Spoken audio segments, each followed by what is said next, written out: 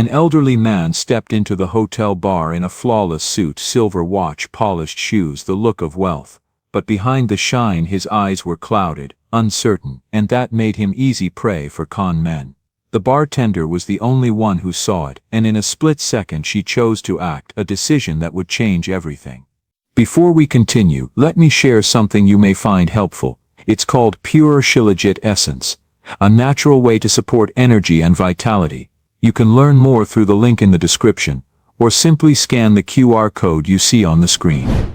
The flickering fluorescent light in Destiny Moore's studio apartment cast harsh shadows across her makeshift desk. It was 11:47 p.m., and she was hunched over her laptop, a cold ramen container beside her. 28 years old, and this was her life.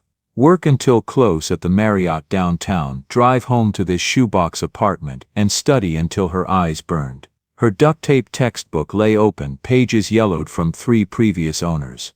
Her phone buzzed, student loan payment reminder, $847 due in 3 days. Destiny stared at the number until it blurred. 40,236 still remained.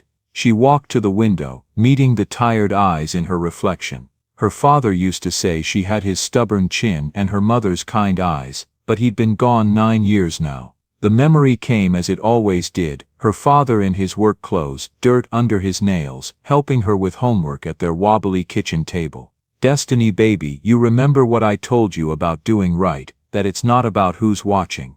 That's right, it's about who you are when nobody's looking. 3 years later, stress and failure had broken him. She'd found him in the garage one March morning, and everything after blurred into funerals and learning that sometimes doing right isn't enough.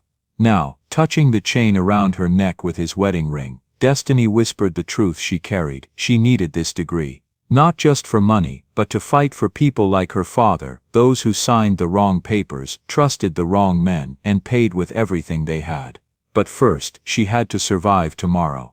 And somehow scrape together $847 she didn't have.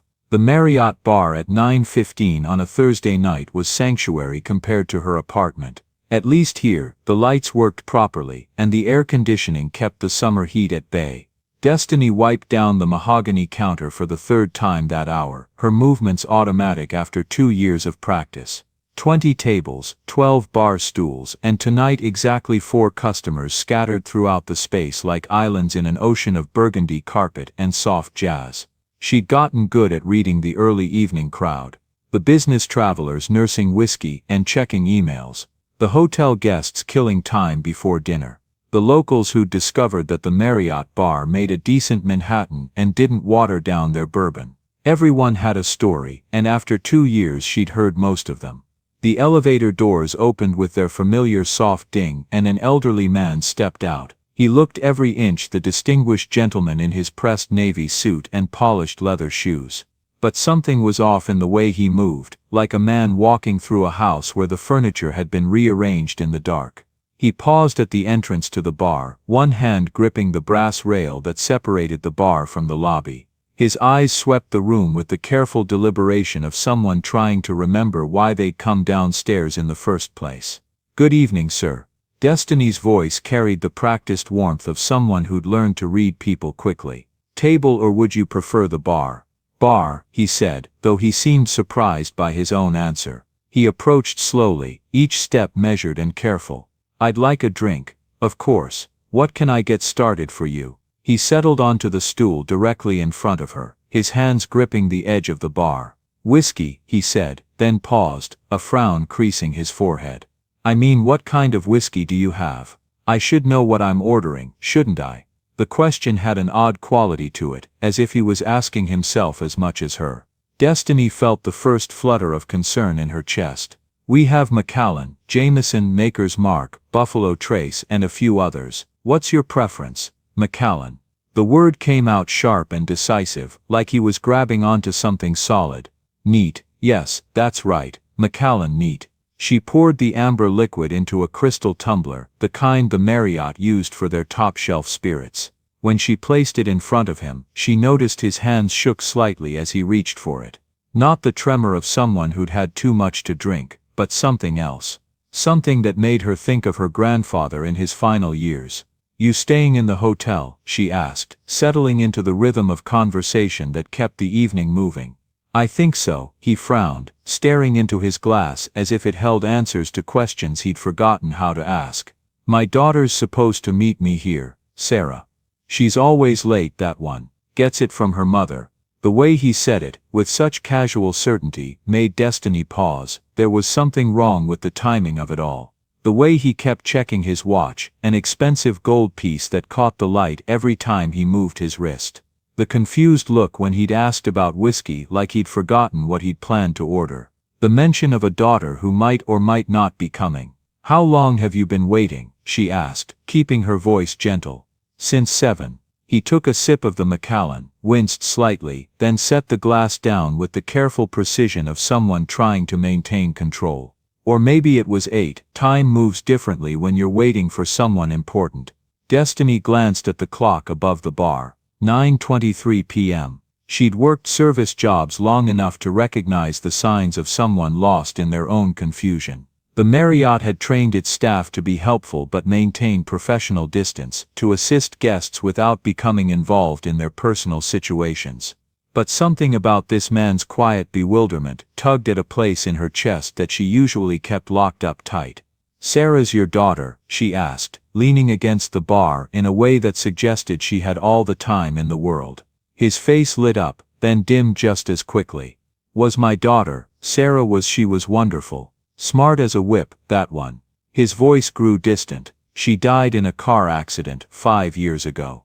26 years old, had her whole life ahead of her. The silence that followed was heavy with grief. I'm so sorry, Destiny said softly. Thank you. He took a shaky sip. Sometimes I forget she's gone. My mind plays tricks on me now. Makes me think she's still coming to dinner, still calling on Sundays. He looked up with eyes that held too much pain. Margaret used to help me remember what was real and what wasn't. Margaret, my wife, his voice cracked slightly. Lost her to cancer 2 years ago. 38 years of marriage, and I spent too many of those years buried in work.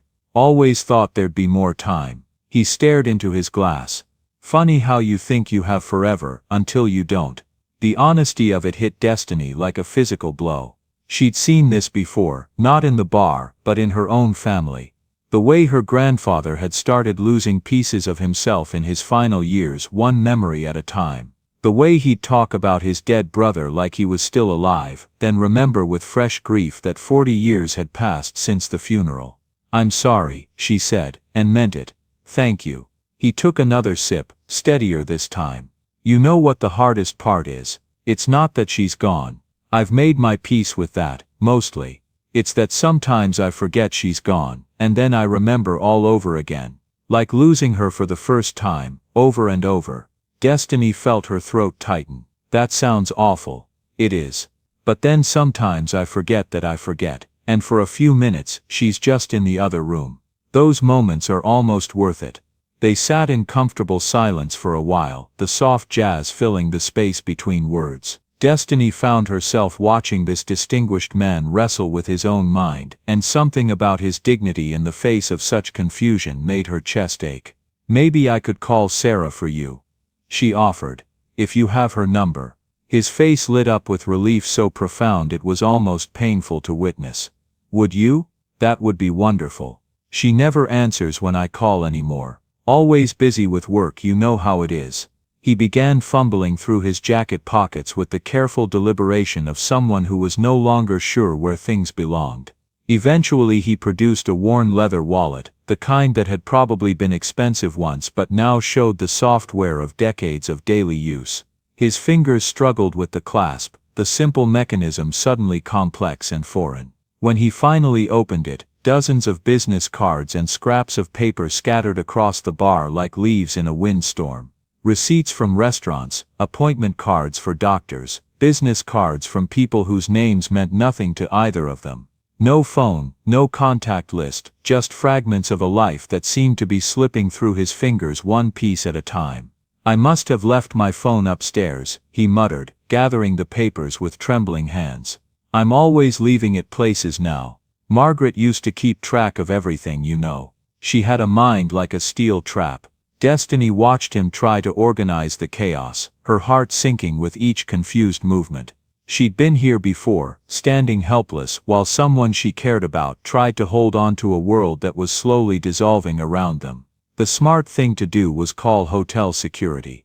Let them deal with a confused guest who might be wandering around without supervision. The professional thing to do was gently suggest he return to his room and wait for his daughter there. Instead, she pulled out her own phone and made a choice that went against every rule in her employee handbook. "Hi, is this Sarah?" she said into the dead line, her voice carrying the bright efficiency of someone handling a minor logistical problem. "This is Destiny from the Marriott bar. Your father is here waiting for you." The old man's face transformed, hope blooming across his features like sunrise after a long night. "Oh, I see," Destiny continued, holding the silent phone to her ear and watching this lonely man grab onto her kindness like a lifeline. "Traffic is terrible tonight, isn't it?" "Yes, he understands. Would you like to speak with him?" She handed him the phone, watching as he pressed it to his ear with the careful reverence of someone receiving communion. "Sarah, honey, I know you're busy," he said to the silence on the other end. "Yes, I'll wait. I'm in good hands here. This young lady is taking excellent care of me." No, you take your time. I'll just finish my drink and maybe have another." When he handed the phone back, his smile was soft and grateful. "She'll be here in 20 minutes. Traffic, you know. It's always terrible downtown on Thursday nights." "Traffic's the worst," Destiny agreed, slipping her phone back into her pocket and feeling the weight of the lies settle in her chest. For the next hour, she listened to him tell stories that looped and circled back on themselves like a river finding its way around stones. Stories about Sarah's childhood, about Margaret's laugh, about work that had consumed too much of his life. Sometimes he'd start talking about Sarah in present tense, then catch himself with a look of fresh grief. "Sarah used to make me pancakes on Sunday mornings," he said, his eyes distant. "I was always too busy during the week, you know. Always had briefs to write, cases to review." His voice grew heavy with regret. "I missed so many Sunday mornings." He described his office, the view from his window, the way work had felt more important than family dinners. "Margaret would call me for dinner, and I'd say 5 more minutes until the food was cold and she'd given up waiting." He took another sip. "Those 5 minutes cost me everything. You know what I miss most," he said, gesturing with his glass. "It wasn't the prestige or the respect. It was thinking I had time. Time to make it up to them. Time to be the husband and father they deserved." He looked at Destiny with startling clarity. "Now I can't even remember if I locked my hotel room door, but I remember every dinner I missed, every bedtime story I was too busy to read." "What would you have for breakfast?" Destiny asked. "If you could decide." He thought about it seriously, like she'd asked him to solve a complex problem. "Pancakes," he said finally. "Margaret made the best pancakes, fluffy as clouds," she used to say. Though I never understood how she knew what clouds tasted like. It was the kind of gentle joke that married couples share after decades together, and the way he said it made Destiny's chest tight with sympathy. She should have cut him off after the second whiskey. Should have called security when it became clear he was confused and alone. Should have minded her own business the way the Marriott had trained her to do. Instead, she kept his glass half full and his stories heard, because sometimes the most important thing you can give someone is the simple dignity of being listened to. It was almost 11 when everything changed. The elevator doors opened, and 3 young men stepped out, moving with the kind of predatory confidence that made Destiny's skin crawl before she even saw their faces. They looked like they'd stepped out of a business magazine. All crisp shirts and expensive watches and smiles that were too practiced to be genuine. The kind of men who tipped well and expected to be remembered, who moved through the world like they owned it. But Destiny had grown up in neighborhoods where predators wore all kinds of disguises, and everything about these 3 set off alarm bells in her head. The way they scanned the bar before approaching. The way they moved together, like a pack. The way their eyes fixed on the elderly man with the focused intensity of sharks smelling blood in the water. "Evening," the tallest one said as they approached the bar. His smile was wide and white, and completely empty of warmth. "We're looking for Mr. Rothschild. His driver service sent us." Destiny's spine went rigid. In her 2 years behind this bar, she'd learned to read people in the space between their words and their actions. These men moved wrong, talked wrong, smiled wrong. Everything about them screamed danger. "Driver service." The old man looked up from his drink, confusion evident in the way he squinted at them like he was trying to bring them into focus. "I didn't call for a driver. Your assistant called for you, sir," the second man explained with the smooth efficiency of someone who'd told this lie before. "Something about getting you home safely. We understand you've been waiting for your daughter." His face brightened with recognition that Destiny knew was false, built on hope and confusion rather than memory. "Oh yes, Sarah must have sent you. She's always thinking ahead, that one. Always taking care of her old dad." "That's right, sir," the third man said, stepping closer to the bar. "She's concerned about you getting home safely. Late night in the city, you know how it is." Destiny's heart started hammering against her ribs. She'd seen enough cons in her life to recognize the setup. 3 well-dressed men, a confused elderly man with obvious signs of memory problems, and a story that sounded just plausible enough to work. "We just need to settle the fare up front," the tall man continued, his voice carrying the practiced authority of someone used to being obeyed. "Cash only, I'm afraid. Our system is down tonight." The elderly man reached for his wallet with the eager helpfulness of someone desperate to do the right thing. Of course. How much?" "Well, it's a premium service, sir," the second man said, glancing around the bar like he was checking for witnesses. "Late night, downtown traffic, special accommodation for elderly passengers. $2,000 should cover it." $2,000. For a taxi ride. Destiny felt ice water replace the blood in her veins. She watched him pull out a roll of bills thick enough to choke a horse, and her stomach dropped to somewhere around her shoes.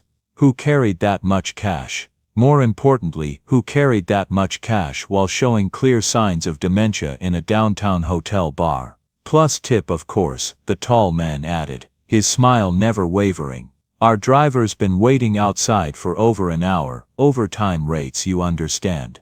The old man began counting out 20s with shaking fingers, each bill representing more money than Destiny made in a day. "Here we are," he said, his voice bright with the kind of generosity that comes from confusion rather than choice. $2,000 for the ride. He looked up at Destiny, his eyes twinkling with an idea that made her blood run cold. "And this young lady has been so kind to me tonight. So patient, listening to an old man ramble. $1,000 for her for keeping me company while I waited for Sarah." $1,000. Destiny stared at the money he was holding out to her like it was a live grenade. $1,000 would cover her rent for 3 months. Would let her cut back her hours at the bar and focus on her studies. Would buy her textbooks for next semester without having to choose between eating and learning. Would make that student loan payment that was due in 3 days and still leave her enough to buy groceries that didn't come in a styrofoam cup. For a moment, she could see it all so clearly. Taking the money, pretending not to notice what was happening. Going home to her apartment, and paying bills, and maybe for once not lying awake at night, calculating whether she could afford both gas and groceries this week. She could picture herself in class with new textbooks, ones that weren't falling apart. Could imagine the relief of making that loan payment on time, maybe even early. Could feel the weight of constant financial stress lifting from her shoulders, even if it was just for a month or 2. All she had to do was take it and look the other way while 3 predators led a confused old man into the night. The tall man's smile widened, and Destiny could see the calculation in his eyes. He thought he had her. Thought a bartender working the late shift would jump at the chance to make a month's wages in a single tip. Thought poverty made people complicit, and maybe he was usually right. "That's very generous of you, sir," he said, his voice dripping with false sincerity. "I'm sure she appreciates it. We all appreciate generosity." For a moment that felt like a lifetime, Destiny stood frozen.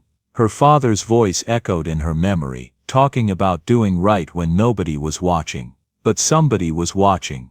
3 somebodies who would remember her face if things went wrong. Her hand stayed flat on the bar. "That's incredibly kind of you, Mr. Rothschild," she said, her voice steadier than she felt, "but I can't accept that." The temperature in the room seemed to drop 10 degrees. The three men exchanged glances that confirmed every suspicion crawling up Destiny's spine. "Of course you can," he insisted, still holding out the money with the innocent persistence of someone who didn't understand why anyone would refuse such generosity. "You've been wonderful company. Sarah would want me to thank you properly." "I'm sure she would," Destiny said carefully, her hand moving toward the phone behind the bar with what she hoped looked like casual movement. "But maybe you should keep that money safe until you see her." "Sir," the second man said, his voice carrying an edge of impatience that hadn't been there before, "we really should get going. The meter's running, and traffic's only going to get worse." This was it, the moment her father had talked about, when nobody was watching, except everybody was watching, and she had to choose what kind of person she was going to be. Destiny made her choice. "You know what, gentlemen," she said, her voice carrying the bright efficiency of someone solving a minor problem.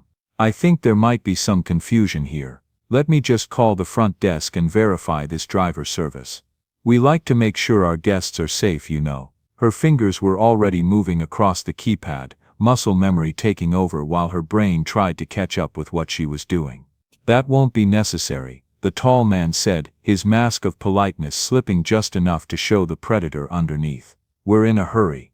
"Oh, it'll just take a second," Destiny said, the phone already ringing in her ear. "I'm sure you understand, hotel policy and all that." "Front desk, this is Jennifer. How can I help you?" "Hi Jennifer, this is Destiny at the bar. I have some gentlemen here claiming to be from a driver service for one of our guests, Mr. Rothschild, in room." She paused, looking at him expectantly. 1214, he said automatically, the numbers coming easier than his daughter's phone number. "Room 1214, Destiny continued, watching the three men's faces grow harder by the second. "Could you verify that he called for a car service tonight?" There was a pause while Jennifer checked her system. The silence stretched like a rubber band about to snap. "I don't show any record of that," Jennifer said finally. "And we don't have any approved driver services that match your description. Would you like me to send security down?" "That might be a good idea," Destiny said, hanging up the phone and turning back to the three men with a smile as sharp as broken glass. "Funny thing, the front desk has no record of you gentlemen." Mr. Rothschild looked confused, glancing between Destiny and his would-be rescuers like a child watching adults argue in a language he didn't understand.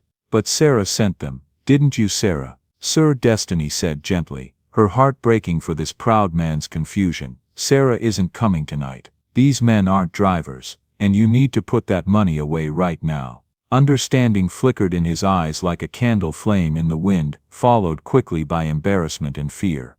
His hands shook as he stuffed the bills back into his wallet, the confusion replaced by a sharp clarity that was almost worse to witness. The tall man's mask fell away entirely, revealing the cold calculation underneath. "Look lady, this isn't your business." "Actually it is," Destiny said, her voice carrying the weight of every hard lesson she'd learned growing up in neighborhoods where people like this circled the vulnerable like vultures. "This is my bar, that's my guest, and you're going to leave now." She pressed the security button under the bar, hearing the soft chime that would bring help running. "You're making a mistake," the second man warned, his voice low and threatening. "Maybe," Destiny said, meeting his stare without flinching. "But it's my mistake to make." The three men looked at each other, some silent communication passing between them. They were calculating odds, weighing risks, deciding whether a confused old man with a thick wallet was worth fighting a determined bartender who'd already called for backup. Apparently he wasn't. "Have a nice evening," the tall man said, his voice dripping with false politeness and barely contained rage. They melted back into the lobby as quickly as they'd appeared, disappearing into the night like the predators they were. Destiny watched them go, her heart hammering against her ribs and her hands shaking with adrenaline. Mr. Rothschild sat in stunned silence, his whiskey forgotten on the bar. When he finally spoke, his voice was small and bewildered. "They were going to rob me." "Yeah," Destiny said softly. "They were, and you stopped them." "Yeah. Even though they offered you money. A lot of money." Destiny looked at this confused, vulnerable man who reminded her too much of her grandfather, too much of every person she'd ever seen taken advantage of by people who saw weakness as opportunity. Especially because they offered me money. Security arrived 3 minutes later, followed by the police 20 minutes after that. Destiny gave her statement, while Mr. Rothschild tried to help, though his confusion made everything harder. He kept forgetting details, mixing up the timeline, asking if Sarah was still coming.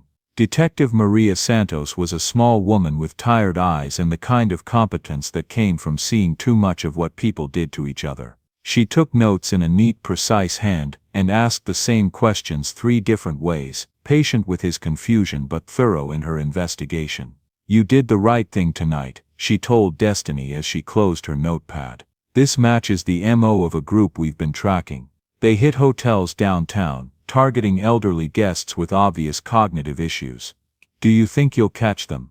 "Maybe, probably. Men like that don't usually stop until someone stops them." Detective Santos handed her a business card. "If you remember anything else, anything at all, call me." It was almost 1 in the morning when Destiny helped Mr. Rothschild back to his room. The elevator ride was quiet except for the soft wheeze of the building's ventilation system and the distant sounds of a city that never quite slept. He seemed smaller somehow, diminished by the night's events and the harsh fluorescent lighting of the hotel corridor. When they reached the 12th floor, he moved slowly, like a man walking through water. "There is no Sarah, is there?" he asked as they approached his door. Destiny's throat tightened. "Sir, she's gone." His voice was steady now, lucid in a way that was almost more heartbreaking than the confusion. "They're both gone, Margaret and Sarah, and I'm here alone because I chose work over family for 30 years. He fumbled with his key card. The mind forgets the details, but the heart remembers the guilt. She helped him with the door, her own chest tight with emotion. "You're not alone tonight." He turned back before closing the door, his eyes clearer than they'd been all evening. "Thank you," he said, "not just for tonight, for treating me like I still mattered, like I was still worth protecting." His voice cracked. "I failed them when they needed me. But you didn't fail me." Destiny's eyes filled with tears. "You do matter, you are worth protecting." "I used to think so," he smiled sadly. "Maybe it's not too late to matter to someone again." The door closed with a soft click, leaving her alone in the carpeted hallway with its generic hotel art and the soft hum of ice machines. She stood there for a long moment, thinking about dignity and confusion, and the way some people preyed on vulnerability like it was a natural resource to be harvested. She finished her shift in a fog, cleaning glasses that were already clean, organizing bottles that didn't need organizing. Her hands moved automatically while her mind replayed the evening over and over. $1,000. She'd walked away from $1,000 to protect a stranger she'd known for 2 hours. Her student loan balance flashed behind her eyelids like a neon sign. $40,236 of debt that followed her everywhere, that woke her up at 3 in the morning in a cold sweat, that made her calculate the price of everything twice. But when she thought about taking that money, about looking the other way while those men led a confused old man into the night, her stomach turned. Some things cost too much, even when you couldn't afford not to buy them. Some things were worth more than money. 3 weeks passed before the package arrived, but Destiny found herself thinking about Mr. Rothschild often. She'd started stopping by his room during her breaks, just to check on him. Sometimes he remembered her, sometimes he didn't, but he always seemed grateful for the company. She was restocking liquor bottles when the hotel manager appeared with a small wrapped box and a bemused expression. "This came addressed to you personally," Patricia Wells said. The delivery man insisted it had to go directly to you, not just to the bar staff. The box was simple brown paper with her name written in shaky handwriting that spoke of age and uncertainty. Inside, nestled in tissue paper like something precious, was a simple gold watch. Well worn but still elegant, the kind of timepiece that had been expensive once and was now priceless for reasons that had nothing to do with money. On the back, an inscription in the same shaky hand, "To those who choose right over easy, Sr." There was a note as well, written on hotel stationery in the careful script of someone fighting against their own declining motor skills. "Dear Destiny, I wanted to thank you properly for what you did that night. I may not remember all the details anymore, but I remember how you made me feel. Like I still mattered, like I was still worth protecting. This was my father's watch. He was a good man who taught me that doing right isn't always easy, but it's always worth it. I think he would want you to have it. You visited me these past weeks, and I want you to know, even when I don't remember your name, I remember your kindness. You've become the daughter I lost, the family I threw away for a career that means nothing now. Some things are more valuable than money. Some people are worth more than profit. You reminded me of that when I needed it most. Thank you for being the person you are, especially when no one was watching. With love and gratitude, Samuel. Destiny fastened the watch around her wrist that evening, as she walked to her law class. The metal was warm against her skin, carrying the weight of decades and the warmth of a grateful stranger's appreciation. It was 7:15 when she arrived at the law school, the brick building lit against the evening sky like a beacon of possibility. She slipped into her usual seat in the back row of contract law, surrounded by students who looked impossibly young and unburdened by the kind of choices that kept you awake at night. Professor Chen was discussing consideration theory, the legal principle that something of value must be exchanged for a contract to be valid. The consideration doesn't have to be monetary, he was saying, his voice carrying easily through the tiered classroom. It just has to be something of value to the parties involved. Destiny looked down at the watch on her wrist, its hands moving with quiet precision. Tick, tick, tick, marking time, measuring moments, counting the seconds between choices that defined who you were and who you wanted to become. Around her, students took notes on laptops that cost more than she made in a month. They wore clothes that didn't come from thrift stores and carried textbooks that weren't held together with duct tape.